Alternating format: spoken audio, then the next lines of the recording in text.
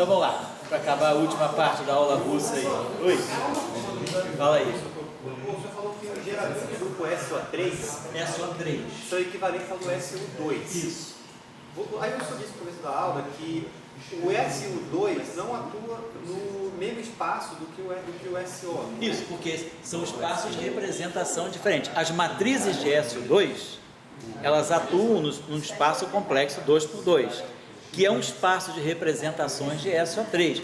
O grupo é uma coisa, o espaço de representação é outra. Então, as matrizes de SO2, elas são uma representação de SO3 em termos 2x2. E aquelas matrizes 3x3 que nós tínhamos calculado, elas são representações de SO3 no espaço tridimensional. Quer dizer, o grupo é o mesmo, o grupo está nas relações de comutação. E aí você pode arranjar diferentes matrizes que satisfaçam aquelas relações. Essas diferentes matrizes vão dar diferentes representações. Então eu posso fazer uma gambiarra ali para poder lembrar o SO2 com o SO3? Pode. A gambiarra é essa aqui. É você pegar aquelas matrizes que nós estávamos chamando de menos I, sigma I, e dizer que cada matriz menos I, sigma I, é mapeada numa matriz sigma I sobre 2. Vamos lá. Você falou uma coisa interessante. Aí, o nosso colega aí de São Paulo aí, tem uma observação que eu acho que vale a pena socializar. É uma questão que é de discussão, não é uma dúvida, né? Mas acho que vale a pena socializar porque vai amadurecendo essas coisas. Como é que é a tua questão mesmo? É que algum tempo atrás você estava falando da métrica de Minkowski, da métrica do espaço euclidiano. Isso. E daí você falou que na métrica de Minkowski você tinha vetores que o quadrado era negativo. O quadrado é negativo, o quadrado é zero, Daí, sem ser zero. Pelo que eu me lembro, a definição de métrica matemática envolve ser sempre positivo. Isso, a métrica, quer dizer, uma métrica, um produto escalar ele é positivo definido. Todo vetor tem norma ao quadrado positiva, e se um vetor tem norma nula, ele é nulo. Quer dizer, a norma é nula, se e somente se o vetor é nulo. É um No produto espaço, interno, né? é um produto interno. Esses espaços são chamados espaços de métrica indefinida. Quando a métrica é indefinida, você pode ter um produto escalar de um vetor por si mesmo negativo. Só que aí você não vai interpretar que o modo do vetor é complexo. Não é isso. Mas você dá um sentido físico para esses vetores que, multiplicados escalarmente por si próprios, dá negativo. É o que a gente chama de vetores tipo espaço, na relatividade restrita. E esses vetores eles estariam associados à região que não preserva a causalidade. Então, essa questão é importante. A métrica na matemática, vamos dizer assim, na métrica na física. Geralmente a métrica, no sentido estrito, né, ela tem que ser uma métrica que seja positivo definida. O que significa uma matriz ser positivo definida? Matriz é cheia de número, pode ter números positivos e negativos. A questão é, às vezes uma matriz tem elementos negativos, mas ela pode ser positivo definida. O que significa uma matriz ser positivo definida? Uma matriz é dita ser positiva se o problema de autovetores dela me dá autovalores que sejam sempre positivos. Então, uma matriz ela pode ter elementos positivos e negativos, mas se os autovalores dela forem todos positivos, ela é dita uma matriz positivo definida. Né? Então, isso, por exemplo, né, você pode ter uma matriz, se você tiver uma matriz M, né, e vamos dizer assim, que você pega uma matriz ao quadrado. Vamos pegar o problema de autovalores. Essa matriz aqui é o quadrado de uma matriz M. Elevar uma matriz ao quadrado pode te dar elementos negativos. Uma matriz multiplica por ela mesma, você pode ter elementos negativos. Se eu pegar essa matriz aqui, 0, 1, 1, 0, e multiplicar por 0, menos 1, 2, 0, quando a gente fizer esse produto, né? Então, deixa eu multiplicar por ela mesmo. 0, menos 1, 0, 1, multiplicar por menos 0. Vamos fazer esse produto aqui, o que dá? Dá 1, 0, essa aqui é bandida. Pegar uma matriz, se eu pegar essa matriz, né? Pegar uma matriz, um I. Então eu posso multiplicar uma matriz por ela mesma e ter elementos negativos. Então isso não é nenhum problema. Deixa eu apagar isso aqui. O que é uma matriz? Se eu pegar o 4 pegar, então eu estou pegando uma matriz e elevando ao quadrado. Vamos ver quem são os autovalores dessa matriz. Eu tenho um problema de autovetores aqui, vamos dizer assim. Então, se essa matriz aqui, então se ela é o quadrado de alguma coisa, vamos pensar se pudesse fazer assim, M, V, deixa eu ver se é melhor fazer, vamos fazer de outro modo, vamos fazer o seguinte, vamos dizer que eu tenho uma matriz M, que tenha seus autovalores e autovetores. E vamos transpor essa matriz aqui. Vamos transpor isso aqui, você que vai me dar. V transposto M. Transpondo não acontece nada com autovalor, mas acontece aqui com autotransporte. Vamos dizer que eu multiplicasse essa relação aqui, então que eu tenho, multiplicar essa relação aqui por V transposto. Então eu vou ter aqui V transposto M. E aqui eu vou ter lambda, V transposto. Então, deixa eu fazer uma outra coisa. Vamos chamar essa matriz aqui de uma matriz quadrada. Vamos chamar essa aqui de matriz quadrada. Então, é uma matriz N vezes N, M2. Então, eu estou pegando M2, V lambda, V transposto, vamos botar assim, M2 transposto. Isso vai dar alguma coisa também, não está. Esse exemplo não está bom. Vou pegar aqui. Vou fazer com a matriz hermitiana. Pegar essa matriz assim, N. Sim, vamos pegar essa matriz. Vamos supor que eu tenho uma matriz N complexa e eu tiro o conjugado hermitiano dela. Chamar isso aqui de uma matriz H. Claro que essa matriz aqui é hermitiana. Se eu tirar o conjugado hermitiano aqui, vai ficar. Quem vai ser H d'H? H d'H vai ser M d'H. Mas quando eu tiro o Dagger disso, M d'H, Dagger é M. E esse M aqui fica M d'H. Quando a gente tira o conjugado hermitiano, a gente troca a ordem das matrizes, né? Então, essa matriz aqui, por construção, ela é hermitiana. O conjugado hermitiano dela é igual a ela mesma. Muito bem. Então, essa matriz é uma matriz hermitiana. Uma matriz hermitiana tem autovalores reais, mas não necessariamente positivos. Toda matriz hermitiana tem, é um teorema espectral, tem autovalores reais. Então, vamos dizer que eu pego essa matriz aqui e faço essa matriz aqui, M, agora, essa matriz N aqui tem autovalores, lambda e autovetores. Vamos tirar o Dagger dessa relação. V Dagger, M Dagger. Igual, quando eu tiro o conjugado hermitiano, aqui fica complexo conjugado e aqui fica o conjugado hermitiano. Vamos multiplicar essa relação aqui por M Dagger. Vou fazer isso, pegar essa relação aqui. Então, vou multiplicar por V Dagger M. Vamos pegar essa relação aqui e vamos ver se vale a pena fazer isso. Vamos deixar assim. Então vamos dizer que a gente pega essa matriz aqui, eu quero formar essa matriz aqui, M d'H, isso. Então, vamos dizer que eu pego essa relação aqui e multiplique por M d'H. Tá legal? Vou botar M d'H aqui e vou botar aqui M d'H aqui. Só multiplicar essa relação. E que aqui eu multiplico por V d'H.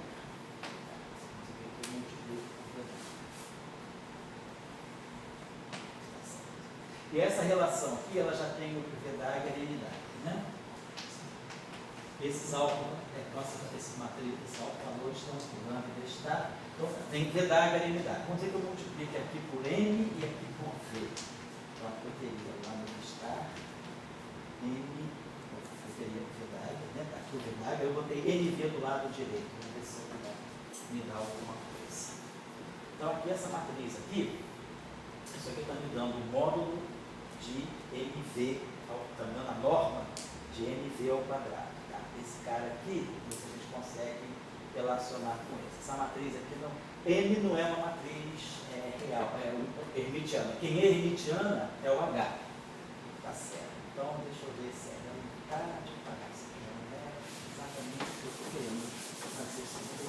Qual é a operação? Vamos dizer o seguinte, não quero estudar isso. Vamos pegar direto os valores de H. Vamos pegar o problema de autovalores direto de H, de M d'H. Desculpa a enrolação, tá? Esse vetor aqui é autovetor dessa matriz toda. Então você tem autovalor lambda e autovetor V. Muito bem. Vamos multiplicar essa matriz aqui ao lado esquerdo dessa matriz por V d'H. É mais simples que eu estava falando. V d'H. V d'H é M, só multipliquei essa relação por V d'H. V d'H é M, M d'H é V.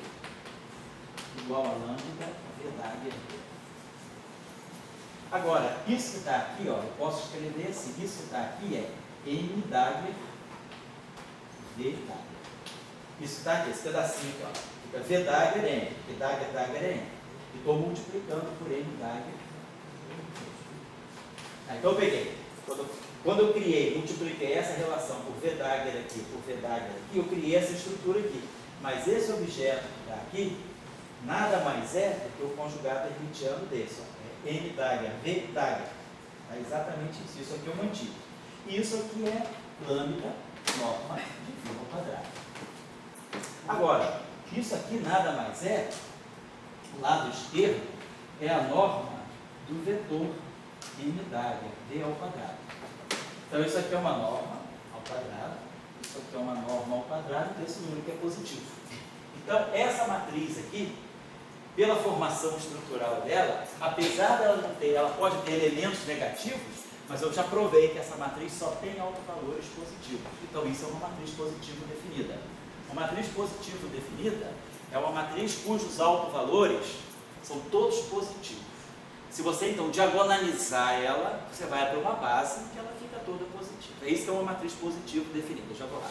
Então a métrica, a gente quando define uma métrica na álgebra linear, a gente define uma métrica com essa propriedade.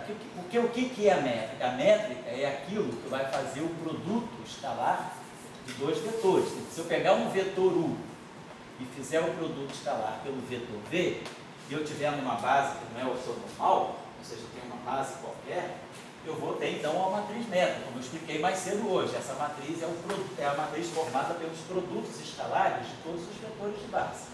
Então isso aqui é o meu produto escalar. Quando a gente está dizendo que essa matriz aqui é positivo definida, isso aqui significa que todos os seus autovalores são positivos. Então vamos dizer que eu diagonalize essa matriz. Vou diagonalizar essa matriz, ela é simétrica, eu vou diagonalizar por uma transformação ortogonal. Essa relação aqui está escrita assim, ó, esse produto escalar é a mesma coisa que o transposto V. E essa relação aqui é o transposto, né? Então isso aqui é o transposto V, então isso aqui é a mesma coisa que o transposto GV. Tá? Então esse produto escalar é isso aqui. É o transposto GV. Botei em forma matricial, esqueci os elementos de matriz e passei para a forma matricial. Suponhamos que essa matriz aqui seja diagonalizável. Então ela é simétrica e ela é positivo definido. Então essa matriz pode ser escrita assim: vai existir uma matriz R, que é ortogonal e que vai diagonalizar essa matriz. Então a gente faz isso, que é o teorema, né, chamado espectral das matrizes ortogonais. Existe uma transformação ortogonal. Existe uma matriz R ortogonal que diagonaliza a matriz G, me leva para uma base onde a matriz G-til se torna uma matriz diagonal, né? Vamos dizer assim, G1, G2, Gn, e aqui tudo zero. Virou uma matriz diagonal positiva, porque os elementos, vamos dizer, essa matriz aqui é positiva e definida. Então, esse é o teorema espectral aplicado a essa matriz. Então, eu vou substituir isso aqui, vou inverter essa relação, vou dizer que G, então, se eu inverter essa relação, G, o inverso de R é R transposto. Vai ficar R transposto, G-til R. Então eu posso escrever essa relação aqui da seguinte maneira: R transposto, G-til R. V. Ou seja, eu substituí essa matriz em termos da matriz diagonal, da forma diagonal dela, nas peças matrizes R que diagonaliza. E aí eu agora posso absorver isso aqui e aqui. Isso aqui é a mesma coisa que RU transposto, G-til, RV. Então eu fiz a mudança de base. Eu tinha esse produto escalar escrito na base em que G não é diagonal. Agora eu estou escrevendo o mesmo produto escalar na base em que G é diagonal. Então eu fiz uma transformação para poder diagonalizar a matriz.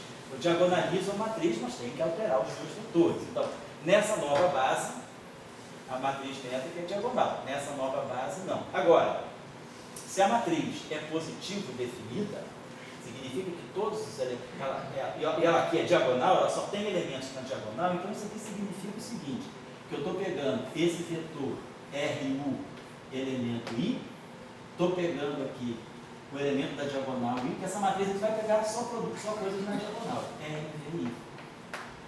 Então agora, se eu digo que U é igual a V, esse objeto aqui é positivo, isso aqui é uma soma de quadrados com coeficientes positivos, então esse produto escalar aqui é positivo. Então, quando a gente pede que a métrica seja positivo definida, é para garantir que a norma de qualquer vetor é positiva.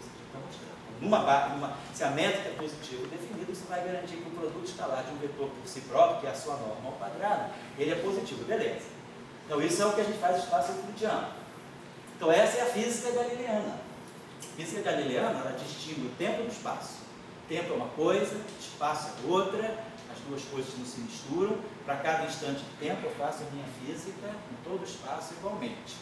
Agora, no espaço onde nós agora já conseguimos perceber que o tempo, a medida de tempo, está ligada com o espaço, como é o caso da relatividade especial, né? Quando a gente tem as transformações de Lorentz, né? P' igual a gama, x menos v sobre C2, né? E x',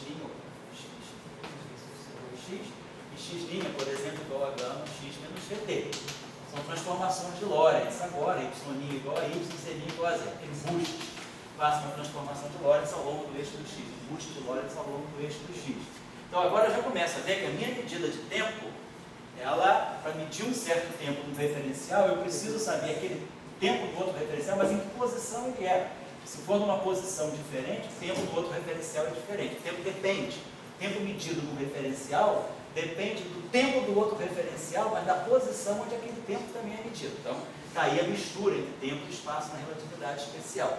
E aí, nessa situação aí, para descrever essa física aí, a gente usa uma nova métrica. A métrica é essa aqui, é C2T2 menos X2 menos Y2 menos Z2 igual a zero.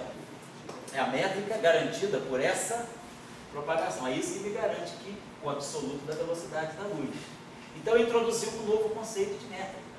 Então, eu agora tenho um produto escalar de um vetor por si próprio em termos negativos. Então, isso significa que os vetores de base na direção espacial têm produto escalar negativo. Então, vamos dizer assim, é x, o vetor de base na direção x, né, ele é menos 1. Então, o que significa isso? Eu perdi, vamos dizer, eu generalizei a minha ideia matemática. Agora estou introduzindo uma métrica que não é mais positiva definida, mas tem uma física por trás disso. Então, a métrica, em matemática, para o matemático, a métrica tem uma série de requisitos, né? Porque eu acho que o matemático tem em mente, mas o matemático também pode ter em mente essa descrição, que é uma métrica que não seja positiva definida. Mas será que tem uma física por trás? Né? Então, para nós, essa métrica, ela surge baseada em uma física. Qual é a física que está coordenando, está ditando essa métrica? É a propagação da radiação eletromagnética com o absoluto da luz. Quer dizer, quando Einstein diz a velocidade da luz é independente, o seu valor é independente da medida, a medida da velocidade da luz em qualquer referencial inercial é a mesma. Então, quando Einstein diz que existe um absoluto que é a velocidade da luz, ele, no fundo, o primeiro postulado, né, lá da relatividade especial, que diz isso, né, a velocidade da luz é um absoluto independentemente do observador, e depois todos os observadores inerciais são equivalentes. Com esses dois princípios, o que Einstein está dizendo, existe uma norma métrica em física. E a métrica é aquela. Então, a métrica em física, ela vem de uma, vamos dizer, de uma proposta teórica, uma proposta física, de uma proposta de alguma coisa que você queira descrever. Não é uma métrica ditada só por princípios matemáticos. Não estou desqualificando a matemática. Mas a métrica em física, ela surge por causa de a métrica em física ela surge porque eu tenho um princípio físico que vai ditar uma métrica. Que física que eu quero escrever? O ferromagnetismo? Então eu vou escolher essa métrica. É a física perto de um buraco negro? Então a métrica é essa. Então, a física, ela vai sendo ditada pela métrica. E a métrica está descrevendo uma situação física. É a propagação, é o absoluto da luz, ou os fenômenos que ocorrem na vizinhança, sei lá, de um buraco negro, de um campo gravitacional muito intenso, ou é a física de um sistema de spins numa rede que dá um material ferromagnético. Qual é a física que eu estou descrevendo? Então, a física pode indicar uma norma métrica. Então, agora, na matemática, a gente tem um princípio mais rígido. A métrica é alguma coisa que tem que ser não singular, tem que ser positivo definida para garantir a positividade da norma, mas Matemática também trabalha com espaços pseudo-riemannianos, né, onde você também tem espaços hiperbólicos, onde você tem também essa discussão da métrica não ser mais positivo definido. Então, a positividade da métrica, ela não é uma coisa assim rígida. Você pode trabalhar com isso. Espaços hiperbólicos, né, espaços de ODS de Deciter, espaços de Deciter, esses espaços hiperbólicos são espaços com métrica não positiva definida. Eles não são espaços riemannianos, eles são pseudo-riemannianos. Nesse sentido, pseudo-riemannianos, porque existem vetores cuja norma ao quadrado é negativa. Mas aí, claro, você não vai interpretar mais a norma como sendo o tamanho do vetor. Se você tem um número cujo quadrado é negativo, esse número é puramente imaginário. Um valor, o tamanho de um vetor não é puramente imaginário. Mas o que significa agora a norma de um vetor ao quadrado ser negativo? Tem um significado físico? A relatividade tem. Significa que você está numa região que você perde a noção de causa e efeito. Fala aí, você queria falar, querida? Não? Porque na matemática você caracteriza a métrica justamente a partir dessas características. Então, você está falando de métrica, mas o que seria então essa métrica em física? O que caracterizaria ela? O que caracterizaria essa métrica em física, por exemplo, é você ter um vetor não nulo com comprimento zero, com norma ao quadrado. O que significa esse vetor aqui? Imagina que você, num instante, você tem um sistema de coordenadas, no instante t igual a zero, você emite um pulso de luz. Então, no instante t igual a zero na origem, você está no instante t igual a zero na origem, você emite um pulso de luz. Esse pulso de luz vai se propagar com velocidade retilínea, vai se propagar retilíneamente uniformemente com velocidade c. Então, a cada instante de tempo t, a frente de onda luminosa vai estar a uma distância ct da origem. Então, quando você eleva isso aqui ao quadrado, você ganha exatamente isso. C2T2 menos x2 menos y2 menos z2 igual a zero. Então, essa métrica, quer dizer, você agora criou, você tem um vetor cujas coordenadas são ct, x, y e z, mas esse vetor multiplicado escalarmente por ele mesmo dá isso aqui, e é igual a zero. Então, significa que esse vetor tem um comprimento zero. Mas ele não é o nada, ele é alguma coisa. O que ele está descrevendo? Ele está descrevendo a propagação do raio luminoso. Do momento que você liga, introduz um conceito novo, que é um conceito de espaço-tempo. Você já não desacopla o tempo do espaço, você cria um espaço quadridimensional, onde a primeira coordenada é c vezes t, que tem dimensão de comprimento, e as três coordenadas espaciais. Então você criou um vetor, você criou um novo espaço, onde os vetores não nulos podem ter norma nula. Esses vetores estariam descrevendo, por exemplo, a propagação de um raio luminoso. Então, essa métrica esdrúxula para um matemático, ela tem uma física para nós. Tá? Então é isso. A relação entre física e matemática, às vezes, é um pouco assim. Quer dizer, o físico chega com uma ideia porra louca, joga aquela ideia assim, e o matemático se vira depois para explicar. E o matemático vai sempre arranjar uma forma legal de qualificar aquilo, dar uma descrição rigorosa. Claro, os físicos chegaram com esses espaços malucos, de Sitter, anti-de Sitter, constante cosmológica, e aí relatividade especial já foi a primeira porrada, no sentido de que você agora vai trabalhar, a física te indica que você vai ter uma nova categoria de espaço, que é espaço métrico com métrica não positivo definida. Mas por quê? Por que você criou essa necessidade matemática? Porque você percebeu que nessa região de fenômenos, o tempo e o espaço estão relacionados. Então você se vê obrigado, se você quiser dar uma descrição para isso, organizar um espaço onde tempo e espaço sejam coordenadas de um único vetor, que é um vetor quadridimensional num espaço-tempo. Então, quando você entra com a representação de um espaço-tempo, você abre mão da positividade da métrica. Mas qual é o fenômeno físico que está aí? O fato da velocidade da luz ser constante e independente do referencial. Tá? Então, tem uma física por trás da necessidade de mudar esse conceito de métrica. Tá certo? Sim, mas qual seria esse novo conceito? O novo conceito é espaço-tempo. Você agora cria um conceito em que o tempo não está separado do espaço. Você cria um espaço quadridimensional onde a primeira coordenada é c vezes t. É a velocidade da luz vezes o tempo. Então você criou um novo conceito, que você saiu de espaço e de tempo e criou um conceito em que você fundiu espaço-tempo. Esse é um conceito novo. E aí isso te obriga a ter uma métrica dessa forma, tá certo? Mas é sempre importante vocês terem isso claro. Sempre que existe uma métrica, vocês estão fazendo física num espaço com uma certa métrica, é bom sempre vocês perguntarem, essa métrica é da cabeça de alguém ou essa métrica está expressando alguma situação física especial? Já vou lá. Por exemplo, se você estiver no sistema ferromagnético, não tem problema, a gente não tem...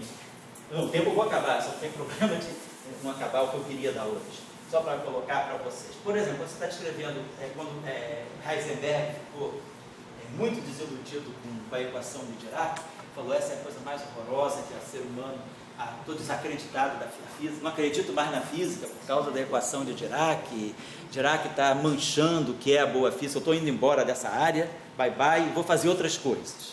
Foi bom, porque ele foi fazer ferromagnetismo e resolveu uma bela questão. Aí falou, adeus física de partículas por causa do mar de Dirac, e deixa eu ir para os ferromagnéticos, materiais ferromagnéticos. Então ele introduziu a ideia de que o material ferromagnético é uma rede, onde você tem sítios dessa rede, e você, como ele já sabia o conceito de spin, ele falou, em cada sítio dessa rede tem um spin. Eu posso botar um campo magnético, esses spins se alinham, mas esse material pode estar por si só, intrinsecamente alinhado. Então ele tem um magnetismo bem definido. Os spins não estão aleatoriamente distribuídos, fazendo isotrope de tal maneira que o spin total seja zero. Esse material tem uma magnetização própria. E aí ele descreveu esse material dizendo o seguinte, a cada ponto ele associou um spin. E ele dizia, esse spin tem a minha variável, a dinâmica, ou a coordenada do meu problema não é a posição da partícula. Os sítios das partículas estão fixos.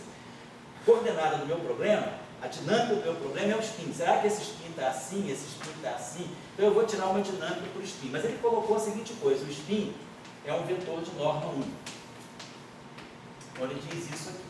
Sx ao quadrado, mais Sx ao quadrado, mais Sz ao quadrado igual a 1. Esse fim. Então ele vai dizer o seguinte, o meu spin, eu vou ter uma energia cinética, meu spin está variando com o tempo. Então o lagrangiano vai ter um termo que vai ser a coordenada, a derivada temporal do spin ao quadrado. É como se fosse a velocidade dessa coordenada. Ele introduziu uma coordenada que não é posição, mas essa grandeza varia com o tempo.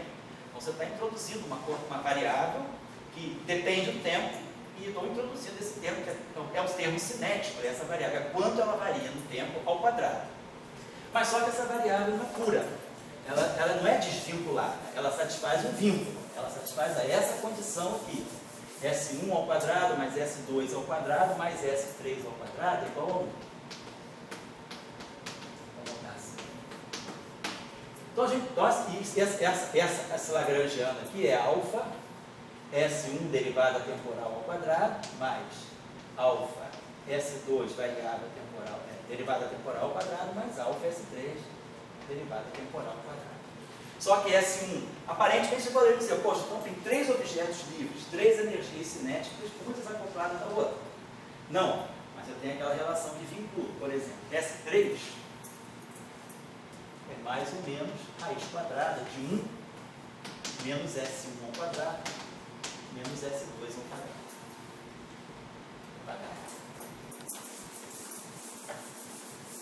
Então, só estou querendo colocar, como é teu nome? Ana. Então, estou querendo mostrar para você, Ana, que dessa situação física, nós vamos extrair uma métrica. E nós vamos fazer uma mecânica para essas coordenadas SI, coordenadas generalizadas SI, S1, S2, S3, que são função do tempo. Então, vamos descrever um problema mecânico, em que eu tenho 3 coordenadas, S1, S2, S3, com as suas termos cinéticos, mas com aquela ligação. Então vamos fazer o seguinte, vamos escrever isso aqui da seguinte maneira. Alfa, S1 ponto ao quadrado, mais alfa, S2 ponto, energia cinética de 1, energia cinética, mas o 3 não é independente, então vamos escrever esse termo assim. Mais alfa, S3. Então, vou botar aqui S3 ao quadrado, vamos botar assim, né? S3 é raiz quadrada, mais ou menos, vamos pegar um sinal só, porque está ao quadrado, então eu posso escolher o mais ou menos, vou pegar um sinal mais. Então, S3 é raiz quadrada de 1, menos S1 ao quadrado, menos S2 ao quadrado. Ainda bem que eu não vou fazer o resto da aula, não tem problema. Vamos tirar a derivada temporal disso aqui. Derivada temporal, 1 meio, 1 sobre a raiz disso aqui, vezes a derivada temporal disso aqui. Menos 2, S1, S1 ponto, menos 2, S2, S2 ponto. Derivada da raiz, né? É o meio de 1 sobre a raiz e a derivada do que está dentro da raiz. A derivada temporal do que está dentro da raiz. A derivada de 1 é 0, a derivada de S1 ao quadrado é 2, S1, S1 ponto. E a derivada do S2, 2, S2, S2 ponto. Então a gente já sabe quem é o S3 ponto. Então eu já sei que essa coordenada aqui, esse 2 cancela com esse 2. Essa raiz aqui está aqui, o crescimento vai levar ao quadrado, que é S3 ponto ao quadrado. Quando eu levar ao quadrado, eu vou ter o seguinte: alfa sobre 1 menos S1 ao quadrado menos S2 ao quadrado. É o quadrado dessa raiz aqui. E aqui em cima eu vou ter S1, S1 ponto, mais S2, S2 ponto ao quadrado.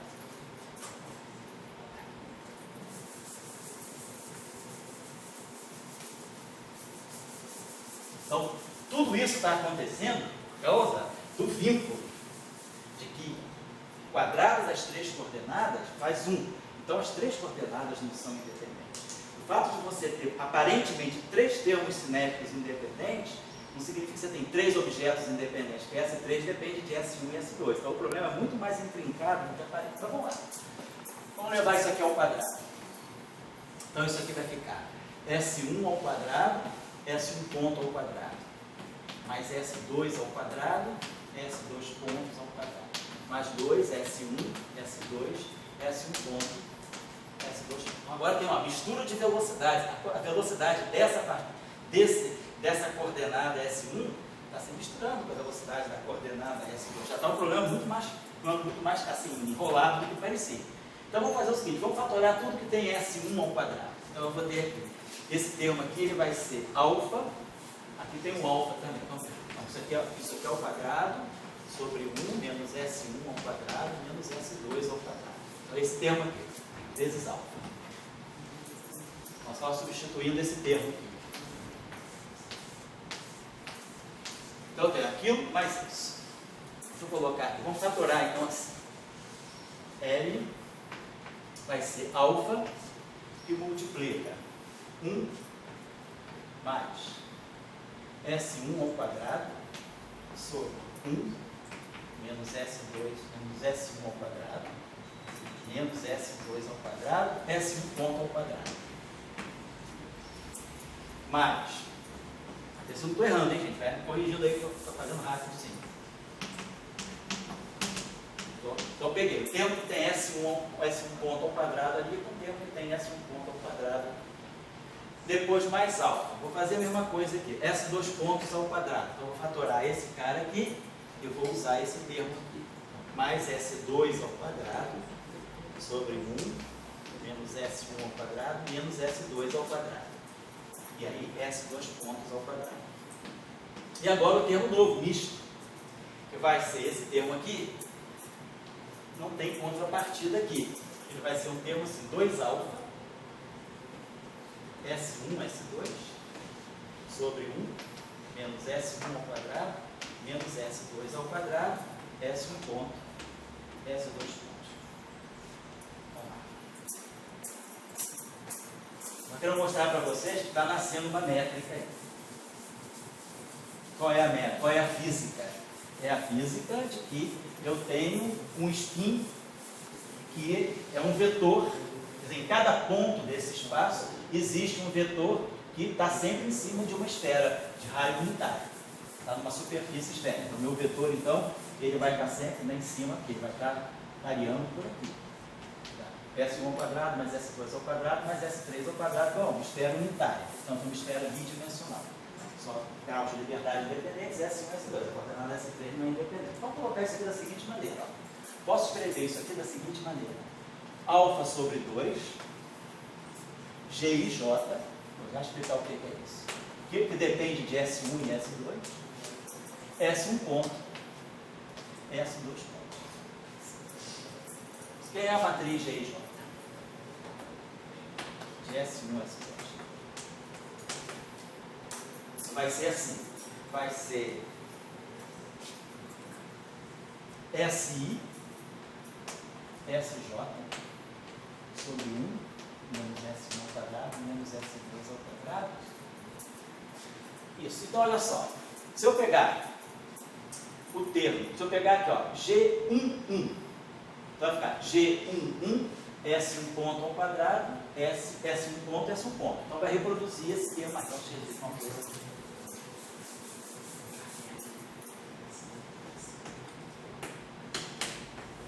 Delta de pronto. Então, quando o I for 1 e o J for 1, essa matriz aqui é 2 por 2. Ele vai variar aqui. Desculpa. Então, eu reduzi esse problema a um problema 2 por 2, onde eu tenho I indo de 1 a 2. Então, eu tenho S1, S2, S1 ponto, S2 ponto. Quem é esse objeto aqui? Então, eu posso escrever o primeiro termo. Vai ficar G11. Aqui, tá bom. Esse 2 aqui. Alfa, né? Botei um alfa direto aqui. Então, quem é o primeiro termo? É G, esse termo. Eu quero reproduzir esse termo aqui. Então, é o G11.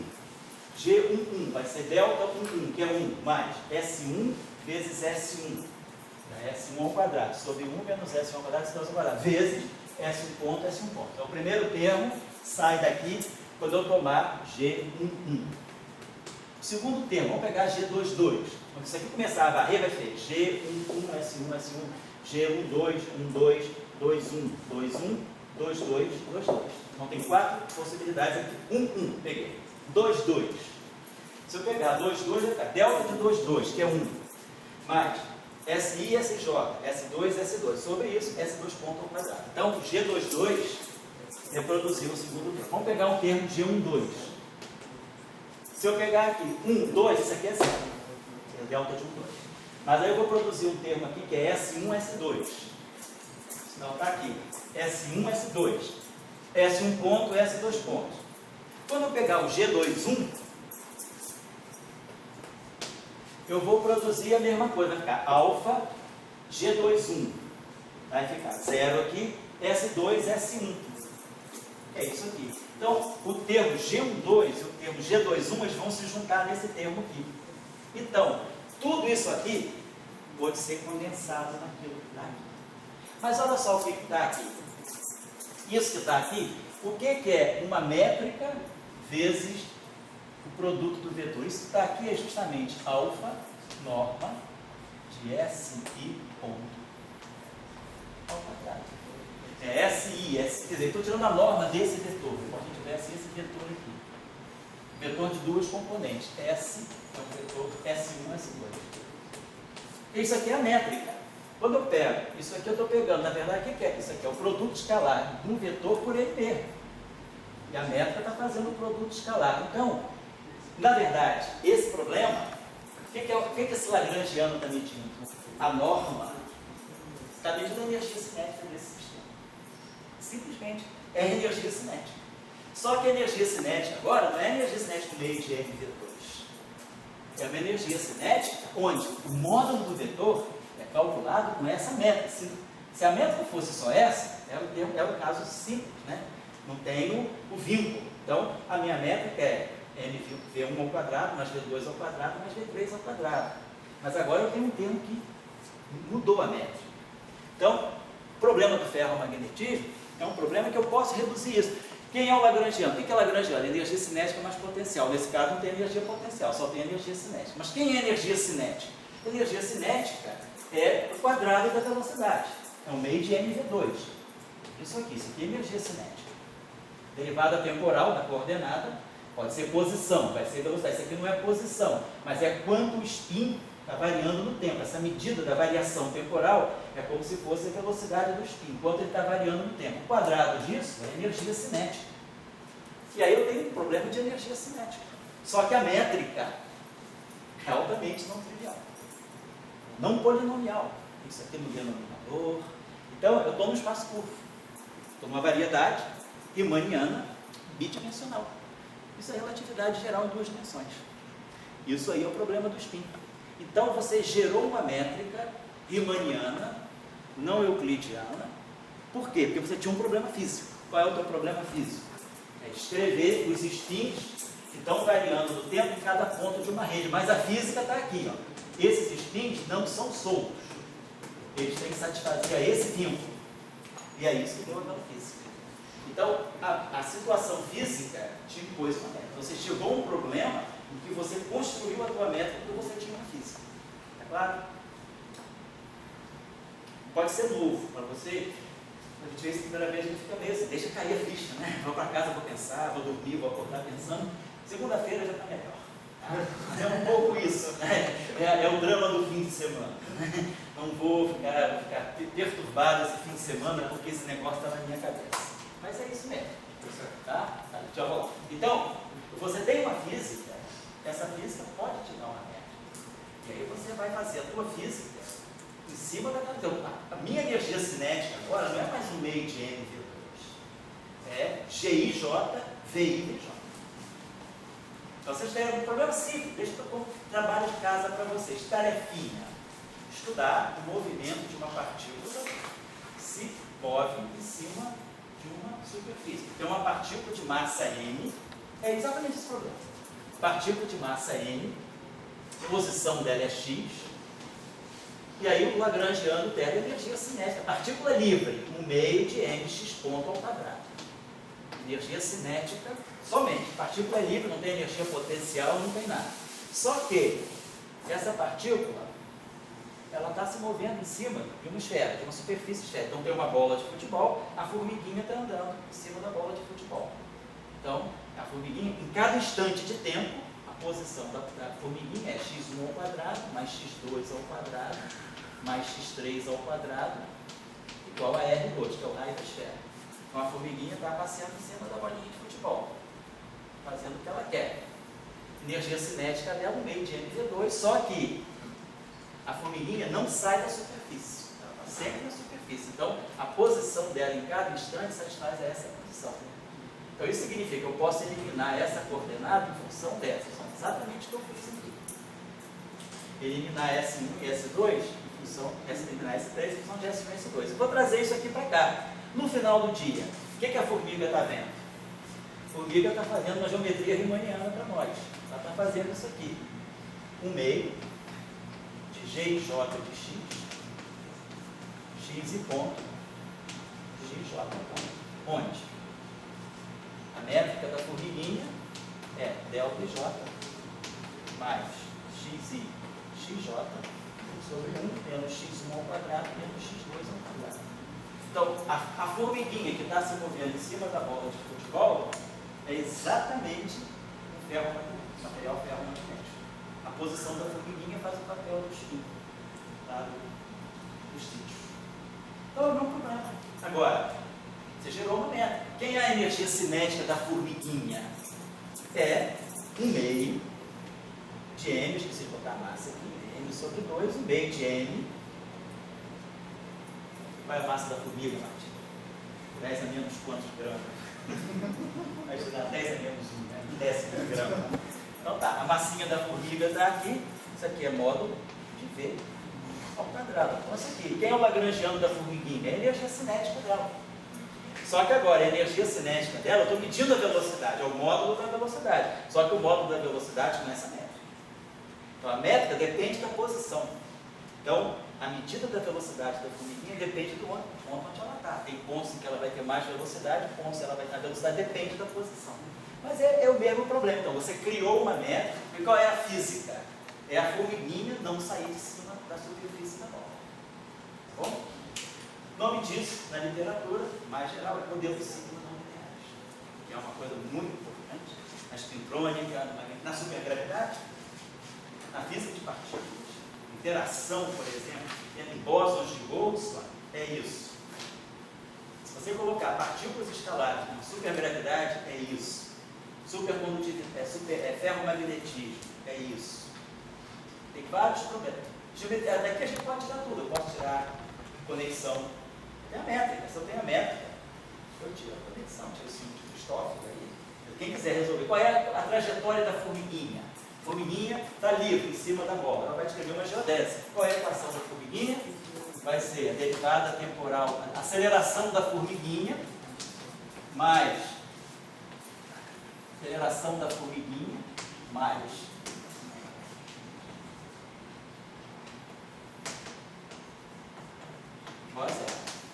aceleração da formiguinha é igual a menos isso. Então, massa vezes aceleração igual a força. Então, a força está prendendo a formiguinha em cima da bola e aquela lá.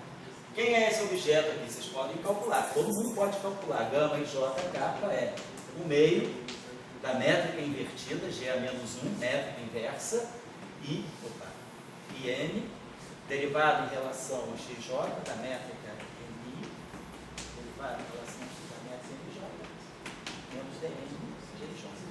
Então vocês podem calcular tudo a partir daqui. Pode calcular a equação de movimento da formiguinha, posição da formiguinha, em relação à função do tempo, tudo, está tudo aí, desde que você saiba a métrica. Então a métrica a gente abriu a física, certo? Agora, a criatividade de vocês vai funcionar. Procurem outras situações. Procurem outras situações físicas que deem a vocês novas métricas. Não vale procurar buraco negro, que alguém já descobriu. Nem buraco negro de Kerr, nem buraco negro de Kerr-Heisenberg, nem buraco negro de constante cosmológica. Bom, procurem, então, por exemplo, sabe um buraco negro ontem, essa semana, no Nature? Então, achem a métrica desse buraco negro. E façam física de vocês nele. É isso. Deu a física, estuda a métrica. Fala. Desculpa postergar ainda mais. É só que, para mim, quando a gente encontra uma métrica que pode não ser positiva, e daí, sei lá, a minha tendência seria dizer que não é uma métrica, é uma, sei lá, métrica livre. Porque não é mais o conceito de métrica. Tua mãe é compositora de música contemporânea. Você não viu? Teu pai é especialista em música contemporânea. E você não é contemporâneo. Você tem uma métrica clássica, mozartiana, quase, positivo, definida, não degenerada. Você está criando uma métrica que é bar. Pensa numa métrica, sei lá, bartokiana. Não, que eu tenho um conceito bem definido na matemática. Daí, só chama bar. métrica. Então é bar e a tua geometria. A geometria é baquiana. Se você acha uma coisa que é parecida, mas diferente, ou então você generaliza o conceito. Mas aí fala a tua pergunta direito, só para eu entender. Não, é só que eu acho que essa métrica não positiva a gente devia, sei lá, chamar de métrica linha. João, sei lá. Eu estou chamando métrica bemol. Pode ser. Ou métrica sustenido. Não é assim que a gente faz, bota um sustenido, bota um bemol, bota um dobrado sustenido, você muda o tom. Muda o tom, bota um sustenido. Então a métrica sustenido. Eu vou botar isso no próximo feito. Métrica sustenido. Tá bom? Legal? Pode ser, é uma nova, com outras propriedades. Aí você vai falar assim, como eu posso descrever uma métrica que não é positivo definida e que me dê normas ao quadrado negativo? Porque o papel da física, Dirac sempre dizia, se você não tem matemática, invente, mas interprete. Não vale inventar e virar as costas. Então, interpreta o que significa um vetor de norma ao quadrado negativo. Não vale dizer que a norma é imaginária. Mas o que significa um vetor de norma ao quadrado negativa nessa métrica que você criou, nessa métrica linha. Se você descobrir isso e você der uma interpretação física do que é essa métrica linha e do que é a norma ao quadrado negativa, você criou um ambiente do cenário físico. Então é assim que a gente faz. É que a gente está muito acostumado, assim, a matemática, eu acho que o Dirac é muito bom nisso, quando ele nos convence, tenta nos convencer disso, né? Justamente, é que cria a matemática da qual você precisa, interprete, deixa a matemática falar. Dirac sempre dizia, a matemática sempre tem coisas a dizer. Foi assim que ele descobriu o Marc de Dirac e os pósitos. Se ele tivesse ido na ideia convencional, se ele tivesse sido mozartiano, ele tinha dito o seguinte, partículas livres de energia negativa é impossível, lixo. Jogo fora da minha teoria, fico só com as soluções boas, matematicamente positivas. Partículas livres com energia cinética positiva. Beleza. Só que ele estaria jogando na lata de lixos positivos. Quando ele chegou a essas soluções matemáticas, ele falou, não, se a matemática está me dizendo, é porque a natureza tem. É preciso ser platônico para isso, né? Nem todo mundo é platônico, né? A gente tem que aprender a ser platônico. O Dirac era muito platônico, então ele dizia, a matemática, a natureza está nos números. Então, se a matemática me diz, é porque tem. Então, ele tomou esse ponto de vista. Se a matemática está me dizendo, é porque tem. deixa eu ir lá. Agora, meu trabalho, interpretar. Aí ele veio com a interpretação do mar de dia, isso tudo, significa que existe pósito, existe antimatéria. Então ele deu uma interpretação para alguma coisa que era completamente contra os padrões. Eu falei com você, foi Heisenberg, saiu fora por isso. Pauli arrasou Dirac por isso. Então Dirac ficou no meio do tiro cruzado. Só quem deu um pouco de atenção a ele foi o Bohr. Mas o Heisenberg, todos os dois chamando que Dirac estava destruindo o que era física. Por quê? Porque Dirac tomou esse ponto de vista não padrão. Ele falou, não, se a matemática, a visão dele era essa. A natureza se comunica muito bem com a matemática. Nada melhor do que a matemática para descrever a natureza. Se a matemática me diz e a física não me diz, a física ela é feita de princípios. Princípios são feitos por nós, que temos conceitos, preconceitos. Então a física é muito mais permeável a concepções. A matemática ela é muito mais livre. Se a matemática está te dizendo alguma coisa, não descarte de cara. Tente interpretar até o último momento. Foi isso que ele fez em algumas situações da vida dele. Não só na descoberta do pósitron, mas na descoberta da própria tentativa de se escrever uma estrutura do elétron, que a gente está acabando descobrindo hoje. Dirac falou disso em 63, portanto há 54 anos atrás. Né? E hoje a gente está começando a ver que ele tinha razão, quando ele descobriu uma coisa que era muito fora de, até hoje, é fora de cogitação. Se você chegar por aí e dizer que o elétron é composto, você pode, esse cara está delirando. O elétron é uma partícula puntiforme, não tem nenhuma, e nós não temos, experimentalmente, não há nenhuma evidência de composição do elétron. Mas Dirac, não, o elétron é composto. Existem estruturas que compõem o elétron. Por quê? Porque a matemática está me dizendo. E hoje nós começamos a descobrir que tem coisas estranhas que já estão apontando para um elétron que pode ser composto. Não é nada de... São começando a aparecer os primeiros lampejos, né, dessa possibilidade. Pode ser que daqui a 50 anos isso fique claro. Hoje não está, mas a coisa já é diferente de zero. Ele vai deixar de ser... Oi? Ele vai deixar de ser elementar? É. A ideia vai ser como se fosse um objeto assim, composto de pré-ons. Como se houvesse pré-ons na natureza, realmente. Que é a teoria de Paty-Salin, que um pouco se inspirou nesse trabalho do Dirac de 63. Então, é um trabalho tão fora assim, que nem a física, nenhuma revista de física aceitou esse trabalho. Esse trabalho foi publicado no Journal of Mathematical Physics, que é um trabalho muito assim, fora da realidade, né? Da realidade vivenciada. Então, eu estou só chamando a atenção de vocês que a métrica é um pouco isso. A métrica é a física que você quer fazer. Então, muitas vezes a gente se submete à métrica euclidiana, porque a física que a gente quer fazer é uma física compatível com a física newtoniana e galileana. Mas se você quiser falar de buraco negro e não mudar a métrica, como é que você ia descobrir buraco negro se você ficasse toda a vida com uma métrica que fosse positivo definida? Você nunca ia descobrir buraco negro, nem ia descobrir que tem precessão do periélio de Mercúrio, nem ia descobrir que os raios luminosos se encurvam no campo gravitacional, nem ia descobrir que tem redshift gravitacional. Então a gente não ia descobrir um monte de coisa. Por quê? Porque a métrica tem que ser positiva definida. Não, mas assim você está me difamando. A questão Não é que estou te difamando. a questão é que Eu também pensava assim, se eu não tivesse me ensinado essa coisa, eu tenho certeza que eu sou aristotélico de nascença. Não, mas é que eu quero... Era velocidade até de 17 anos. É que eu quero usar conceitos bem definidos. Assim, métrica está bem definido, então pronto, guardei na caixinha.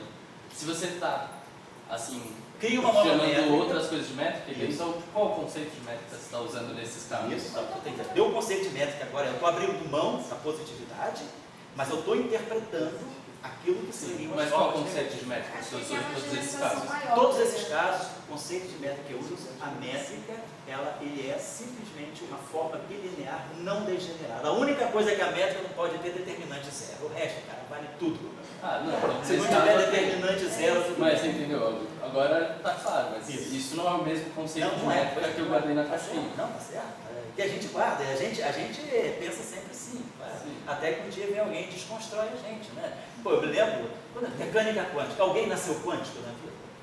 Alguém imagina nessa vida que força, posição e velocidade não comutam, né? Cara, a gente só vai pensar nisso. Depois, quando alguém faz prova, um monte de prova para poder botar isso na cabeça. Prova lista, prova, tortura.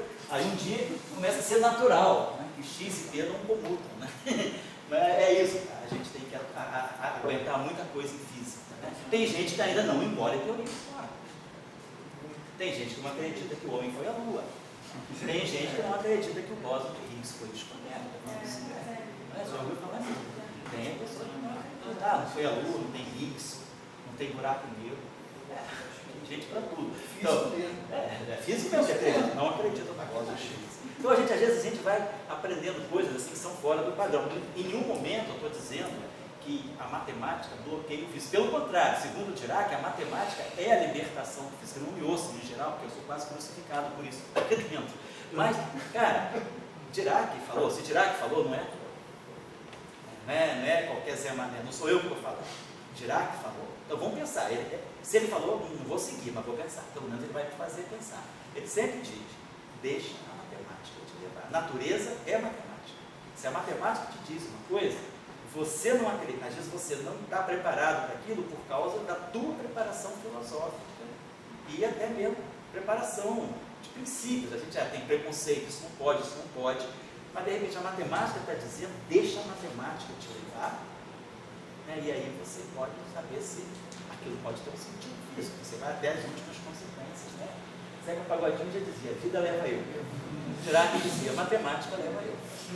Então, é o samba do Foucault Dirac, né? Então é um pouco isso, né? Deixem a matemática, claro, eu não estou fazendo apologia, dizer física não existe contra a matemática, claro que não, mas também não vamos pensar que a física, ela manda na matemática. Eu acho que a matemática diz alguma coisa para a física, que a gente tem que ouvir, que a matemática está dizendo, vamos analisar até o final, pode ser que não faça sentido, mas vamos ver. E a física também, ela indica nova matemática. Quer dizer, se não fosse a física, nós talvez não tivéssemos incorporado tantas coisas na matemática. O próprio professor Atiá, que é praticamente o maior matemático vivo, ele sempre diz, não se dá para fazer matemática hoje se nós não estivermos em contato direto com a física. É da física que a gente tem que buscar, talvez, novos estímulos na matemática. Né? Então é um pouco isso, a gente vai mudando os padrões da gente. Não estou te difamando, não. É porque é natural, cara. A gente nasce aristotélico. Para mim, quando eu era pequeno, força era velocidade, claro. Eu aprendi isso quando eu comecei a fazer física no ensino médio, achei difícil, né? Tive muita dificuldade para absorver o conceito de inércia. Errei muitas vezes, botava ação e reação no mesmo corpo, né? A gente faz, aí depois a gente aprende, ensina, você aprende forçadamente, você aprende. Aí depois parece que aquilo é tudo natural, e aí você, pô, aquele cara é burro, não entendeu isso? E você também, né? Eu não entendi. Então é um pouco isso. Eu vou terminar aqui colocando para vocês, então, voltando à questão que nós queremos. Nós estamos sempre preocupados, né, com a noção, a métrica é fundamental para nós, por causa da álgebra de Clifford. Então, onde tem álgebra de Clifford, tem que ter uma métrica por trás da álgebra de Clifford. Seja euclidiano ou não. Por exemplo, quem faz relatividade geral, a métrica da álgebra, nesse problema aqui, se eu quiser introduzir uma álgebra de Clifford aqui, eu posso. Eu vou introduzir matrizes gama, 2 por 2, porque o meu problema é bidimensional, e vou ter essa relação de anticomutação. 2 vezes a métrica G e J, e aqui a matriz é bidimensional. Então, nesse caso, as minhas matrizes gama, elas não são constantes. Elas vão depender da posição, porque eu tenho uma métrica aqui que depende da posição. Olha aqui a minha métrica aqui, ó. É isso aqui. Então a minha métrica depende das coordenadas. Então as minhas matrizes gama que estão aqui nessa álgebra de Clifford, elas têm, a dependência das coordenadas está aqui. Então essas matrizes aqui dependem da posição. Então eu já não tenho matrizes gama constantes. Mas não vai acontecer isso com a gente aqui. Nessa primeira abordagem para a gente, vamos olhar o caso de espaços euclidianos, métrica constante, matrizes gama constante, numérica, simplesmente numérica. Mas a gente, na relatividade geral, por exemplo, quando você coloca o elétron numa métrica curva, num buraco negro, ou numa métrica de Schwarzschild, as matrizes gama da equação de Dirac começam a depender da posição, por causa da métrica. Certo? Então, por trás da álgebra de Clifford existe uma métrica, porque a métrica está no espaço, a partir do qual eu vou tirar a álgebra de Clifford. Então, quando eu for construir os espinores daquele espaço, aquela métrica está presente. Então, na próxima aula, nós vamos fazer, é o que eu não fiz hoje. A ideia era, a partir dessa equação, S, eu botei aqui só para finalizar, só para eu me lembrar, na próxima aula, onde eu parei, sair daqui e chegar aqui. Então, como nós vamos trabalhar essa equação para tirar a expressão explícita da matriz S, em função da matriz R. E aí eu trouxe a matriz R, eu trouxe a rotação para o espaço espinorial, porque eu sei determinar essa em função de R, tá certo? E aí a gente vai ver como finalmente os espinores são objetos do grupo de rotação, apesar de não estarem no nosso espaço. Oi, fala. Aquela último termo ali do símbolo de Christoffel, não é K, não. Onde? É o JK. Pode ser sim. Aqui eu botei N, não está errado sim, JK. Está errado, não tem I nenhuma. Aqui, nem aqui também tem I, aqui é JK, KJ, e aqui é JK. Estava errado sim. Eu não botei assim de cabeçada, né? Mas eu errei no Z. O M está certinho, o I está certinho. Está certinho? Então esse aqui que é o símbolo de cristão. Bom, então, só para chamar a atenção, pensem um pouco sobre essas coisas que não são óbvias, né? Estão longe de ser óbvio. Uma coisa muito importante em física hoje são esses chamados modelos ciclo não lineares, que são fundamentais para a matéria condensada, para estudar esses supercondutores topados, ferromagnetismo forte, ferromagnetismo fraco, para toda a espintrônica. Ela está muito ligada a esses modelos sigma não lineares. Na matéria condensada, isso é muito importante. E na física de partículas também. Bósons de Goldstone, os campos vetoriais carregados do LHC, W+, W-, E0, a interação entre eles é governada em um certo setor pelos modelos sigma não lineares, e é isso que é o modelo sigma não linear, é você criar uma nova métrica a partir da física que você tem. E essa métrica é uma métrica não trivial, e ela está incorporando, quer dizer, esse vínculo, tá aqui, ó, essa condição aqui, ó, gerou isso aqui. Na verdade nem é um R2. Então, essa condição física, que a formiguinha não sai da superfície da bola, está aqui. E isso aqui deu essa métrica. Tá? Certo? Bom, então a gente agora passa para a próxima aula sexta-feira. Né? Vocês sabem, tá? Sexta-feira. Então a gente tem aula de 2 às 4, aí eu vou fazer essa. Acho que eu vou os quaternios. A gente já introduziu sem vocês saberem. Os quaternios estão aqui. A gente fez isso aqui. A gente já introduziu os quaternios. As unidades quaterniônicas são as matrizes gama. Então a gente vai mostrar como a gente pode transformar as matrizes gama em novas unidades. Quando I ao quadrado é 1, então agora eu vou ter 3 unidades complexas, I, J, K. Eu vou escrever um número complexo generalizado com a parte real, parte imaginária I, parte imaginária J, parte imaginária K. Isso é um quaternio. E esse quaternio aqui tem uma álgebra especial. E essa álgebra especial ela representa as rotações do espaço. Então, o pessoal que faz computação gráfica, joguinhos de computador, a matemática que está nos bastidores é a matemática dos quaternios. Mas os quaternios são as matrizes gama da álgebra de Clifford também. Então, talvez os espinores estejam mais próximos do que nós, do que a gente imaginava. Bom, boas reflexões. Né? Depois eu vou na música.